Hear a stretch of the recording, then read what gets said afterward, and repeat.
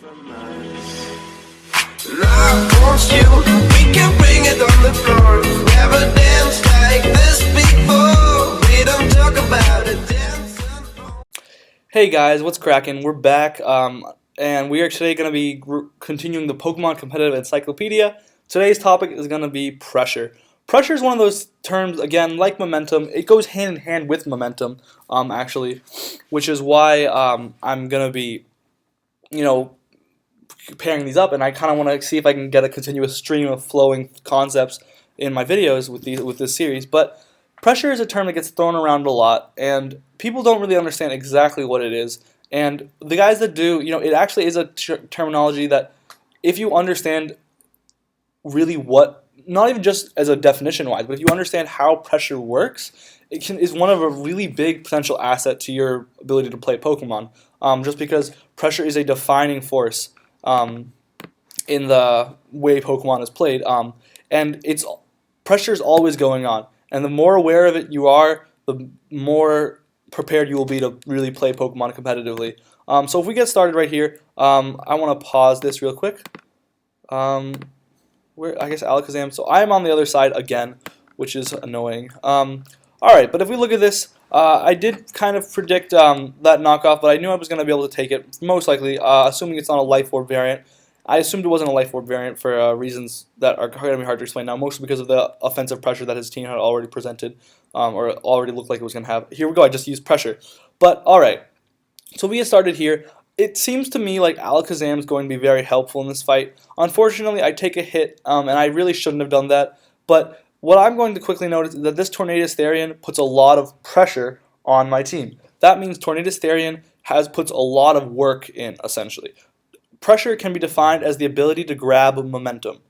That said, if a Pokemon is grabbing said momentum, it's really able to shift the course of the match as the game continues. Therefore, it is applying pressure on your opponent. There are two types of pressure, offensive and defensive pressure. The reason why I selected this game's replay is because there's really great examples of me utilizing both types of pressure, or at least both me and my opponent utilizing it. But as you can see, this Tornadus T matches up really well, especially because I don't necessarily, Tornadus T being very unpredictable. I don't know what set it's running. It carries a move that could be very effective against every single Pokemon on my team. Super Power, or Heat Wave. Heat Wave, Knockoff U-Turn, Heat Wave, and Knockoff, as we already saw. So I am going to go for the Psyshock on this, but unfortunately losing my Life Orb caused me a pretty big loss there. But I do want to save the Alakazam just because I figure it can come back in. I switch in Scissor. He goes for a U-turn, grabbing himself some momentum, as we can see from the previous video. Switching in Manectric. Manectric is definitely a big threat for my team. I don't have a lot of great ways to deal with it, as you're going to be able to see. And therefore, that means Manectric is exerting a lot of offensive pressure by switching every time it switches in. What that means is that the pressure is being put on like, oh my god, I'm describing this terribly. It's a hard concept, but I hope if I can explain it to you guys, you'll understand it. This Pokemon is coming in. It's making me take a move that is less than ideal for myself because I don't have any Pokemon that can reliably, continuously switch into it. Therefore, it is applying pressure on my team. If we resume the game, I switch back in my Alakazam to just take the Fire-type attack that I'm pretty sure I was expecting, and just sack off Alakazam, because at this point I can switch in. I believe I go for my... Okay, I went for my Tyranitar. What my opponent doesn't know is that this is a Mega Tyranitar. People don't usually expect that. I really love Mega T-Tar personally, but Mega T-Tar comes in, and I am able to get off an Earthquake, unfortunately revealing that I am in fact a Mega Tyranitar, letting go of that little surprise factor. But I switch in my Magnezone. Magnezone is a Pokemon, like here we go, as an example, that puts a lot of pressure on Steel types, namely Ferrothorn, Scissor, and namely actually just Ferrothorn and Skarmory. But every time Magnezone comes in, it puts a lot, or is even present in the game. It doesn't even need to be on the field. This is something that's important to recognize, is that a Pokemon doesn't even have to be on the field to present pressure, because what it does is, and that is through the means of defensive pressure. A Pokemon that exerting defensive pressure is a Pokemon that your opponent is struggling to defeat through their primary means of defeating your Pokemon. So if we look at this, My opponent, as you're going to see later, doesn't really have a way of dealing with Mew. And I don't really have a way. My primary win condition is going to have to be Tyranitar, as I had already determined in this game, obviously, being my setup sweeper, but he worked out pretty well for me. But Tyranitar can't break Ferrothorn.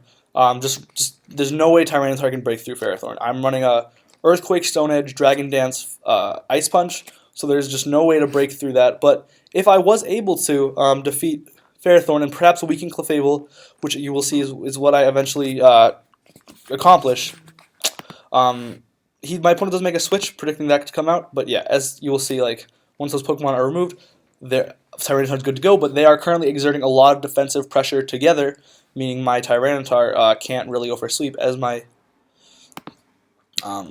Mew is doing the same to him. Sorry, readjusting. Alright, so I decided to take this opportunity to switch in my Mew. This is a Stall Breaker Mew, running some Speedy V, but mostly specially defensive. But Will-O-Wisp, Knockoff, Taunt, Roost. I do just start, and see, the problem that my opponent quickly realizes is that once I've burned this Tornadus, Mew has nearly infinite, or just is unstoppable on the guy's team. And Mew really just rampages through this guy's team. He goes to the knockoff, but having been burned, it didn't even do a lot of damage. And having been burned made it do even less. Mew is pretty much an unstoppable force on this guy right now. So if we just fast forward, you can see that Mew's exertion of defensive pressure made a lot of difference in this game, being that Mew really couldn't be stopped by any Pokemon on his team. The only Pokemon being able to do it probably being a Draco Meteor from Latios, which you will see how that goes for my opponent. But yeah, you can see Mew just really putting on pressure. As long as you predict right, as I continuously did for at least for a while. So he does bring in Latios. I do get a Will-O-Wisp. I do know that I can survive one Draco, so I take this Draco, I roost back up, and then I am prepared to go for a knockoff. I think is what I did here. And he did switch in Ferrothorn, so that was a good play on my opponent's part. But you see the Mew is really I do taunt this thing, but it does go for power up. My opponent was running a fairly offensive Ferrothorn, which really caught me off guard and really forced Mew into a position where I was not happy how I was using Mew. But it was the only play I really had because I didn't really want to waste and switch in anybody just yet. I really wanted to try and weaken this Ferrothorn. So my goal was actually, here if I talk about it, my goal was, if I'm keeping in mind the plays that I'm making, I wanted to have my opponent feel safe keeping in Ferrothorn. Because as I said earlier, Ferrothorn is exerting defensive pressure on my Tyranitar, which otherwise is exerting a lot of offensive pressure on my opponent. You got to keep in mind that offensive and defensive pressure kind of counteract each other. But by keeping his Ferrothorn in, I am given a chance to set up, switch in Magnezone, kill the Ferrothorn, and then I also wanted to keep Mew healthy just because of the defensive pressure it was exerting. So at this point, I decided to switch in my Magnezone. And Mew was fairly healthy. My opponent kept it in, which was a great boon to my game here. Unfortunately, he did get a Leech Seed miss there, but I am able to knock out the Ferrothorn. And now Tyranitar, once able to set up, will literally just rampage to my opponent. So I was not expecting this set. I believe this was actually a Choice Scarf. It seemed like I think it was a Choice Scarf because I was able to set up so I didn't want to risk the superpower here, so I just ended up going for a Rock Slide. But as you can see, this Clefable couldn't take the Rock Slide. I imagine that it was a unaware variant, obviously, but wasn't running enough defense EVs or something or other, something like that. I don't know. But as you can see, with my opponent's offensive pressure, defensive pressure gone, Tyranitar is free to exert offensive pressure every time it comes in. And as you can see also, that Garchomp is actually, another thing that you have to keep in mind, actually, I'll talk about that at the end of the video, is that ability to exert pressure is what momentum is, and therefore every Pokemon that gains momentum every single time it comes on the field is exerting a lot of pressure. And as you can see, Tyranitar just goes to town on my opponent's team. At this level of speed, and Tyranitar just reliably set it up, and it was game from there. Alright, so that's that game. A couple of last things I want to get into. I don't know why. As you can see, Tyranitar was able to exert offensive pressure once his defensive checks were gone. Things to keep in mind are that offensive pressure is actually a big factor in how offensive and defensive pressure is a big factor in how Pokemon are ranked in viability, and therefore also kind of factors in to when Pokemon are banned from the Ubersphere. The biggest case I can think of right now is Metagross and Landorus Incarnate. Landorus I receiving the ban hammer because of its fantastic move pool and the offensive pressure there exerted every single time it came into the field because of its coverage and its immense power without needing to set up. Landorus Incarnate was putting a lot of offensive pressure on opponents, shifting therefore by putting by putting a lot of offensive pressure on, I'm literally like that's synonymous with transfer of momentum. So he would come in and really be a problem. Not a lot of Pokemon could switch into him, and so that became a rampant problem in the OU tier, and he did eventually receive the ban. With Metagross, we see this to a lesser extent because of Metagross's wild and Greninja as well. With all three of these Pokemon, we see their ability to have an unpredictable combination of moves that can effectively neutralize any threat, almost any threat, and it takes the opponent forever to figure out what threat they can't.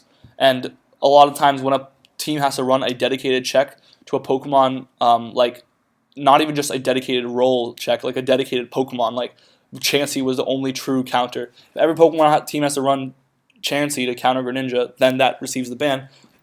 So you got to keep in mind, if not enough Pokemon can exert defensive pressure on a Pokemon, it's going to get banned. That's the kind of cool thing that you realize, this terminology that players use and throw around really can be weaved into this greater governing style that Smogon has produced. But that's going to be the video. It is a really complicated concept, but I hope that was helpful. If you have any questions about it, please feel free to comment below. Like and subscribe as well. That's always cool too. And I will actually be sure to get back to you. I know this is probably going to be one of the more confusing videos that I put out, but I hope I did my best explaining it. I actually had to do multiple takes of this video just because I felt like I wasn't doing a good enough job explaining it, but it is such a tough concept. So yeah, if you have any questions, comment, and hope you guys enjoyed. Crack Nation out.